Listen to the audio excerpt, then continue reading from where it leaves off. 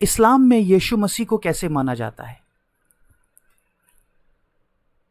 इस्लाम में यीशु मसीह के बारे में 25 बार लिखा है। यीशु को वह अल्लाह का पवित्र नबी मानते हैं। यीशु मसीह को अल्लाह का वचन मानते हैं। यीशु मसीह को वह अल्लाह का रूह यानी आत्मा मानते हैं।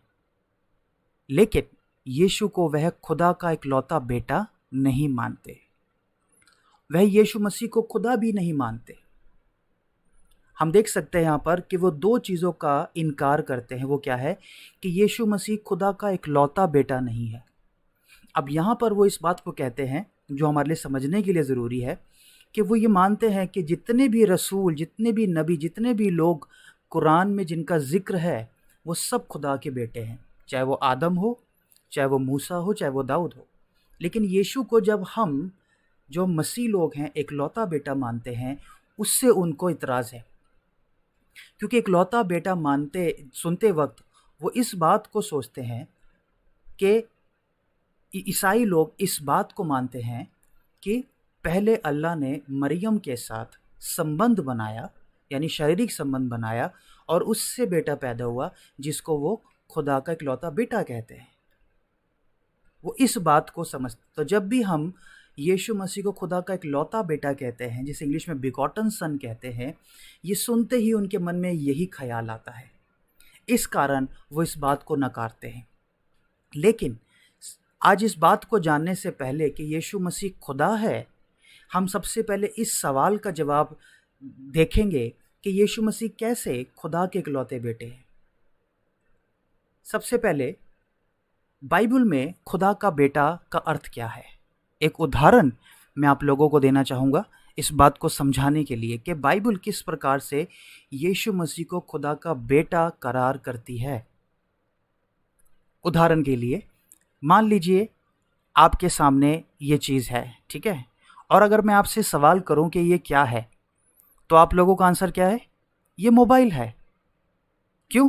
क्योंकि मोबाइल आपके समय में आया है और आप लोग इसका यूज़ करते हैं, मैं इसका यूज़ करता हूं, इसलिए देखते ही आप क्या कहोगे कि ये मोबाइल है। लेकिन अगर मैं 100 साल पीछे के लोगों से ये पूछूं कि ये क्या है, तो क्या वो उसका जवाब दे पाएंगे? वो अपनी बुद्धि का सहारा लेने लगेंगे। वो कह सकते हैं कि ये लगता आधुनिक ज़माने की कोई ईंट होगी या कोई प्लेट होगी जिस पे रख के खाना खाते होंगे लोग।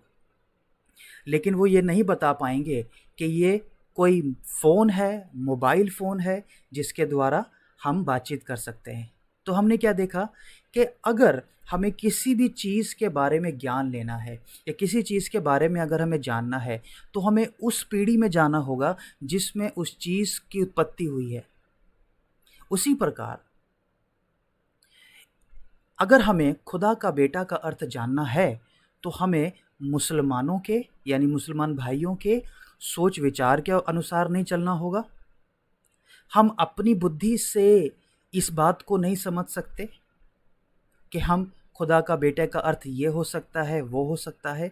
हमें उसके लिए क्या करना होगा? हमें उस समय के लोग यानी यहूदी इस शब्द को कैसे समझते थे, हमें यह जानना होगा। क्योंकि जब आप इस बात को जानोगे कि यहूदी जब यीशु मसीह से यह सुनते थे कि वो खुदा का इकलौता बेटा है, तब वो किस प्रकार से उसको समझते थे। यूहन्ना 5:18 क्या है, इसको पढ़ेंगे हम। इस कारण यहूदी और भी अधिक उसके मार डालने का प्रयत्न करने लगे कि वह न केवल सब्त के दिन की विधि को तोड़ता, परंतु परमेश्वर को अपना पिता कहकर अपने आप को परमेश्वर के तुल्य ठहराता था। अभी आप यहाँ पे ध्यान से इस बात को पढ़ पा रहे हैं।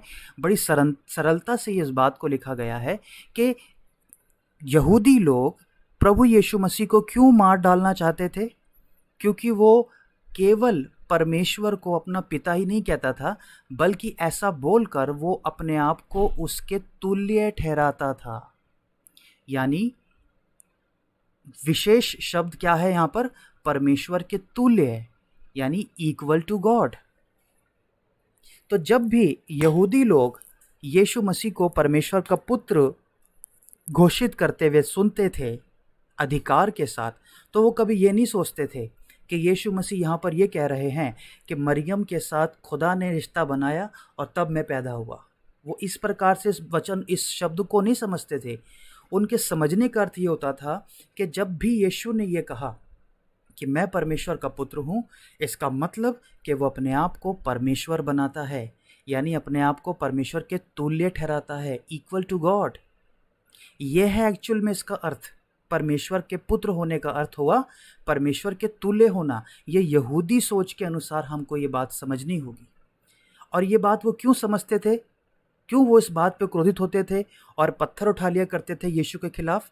क्योंकि व्यवस्था विवरण 6 का 4 जब आप पढ़ोगे तो वहाँ पे लिखा है कि हे इज़राइल सुन, तेरा परमेश्वर एक है।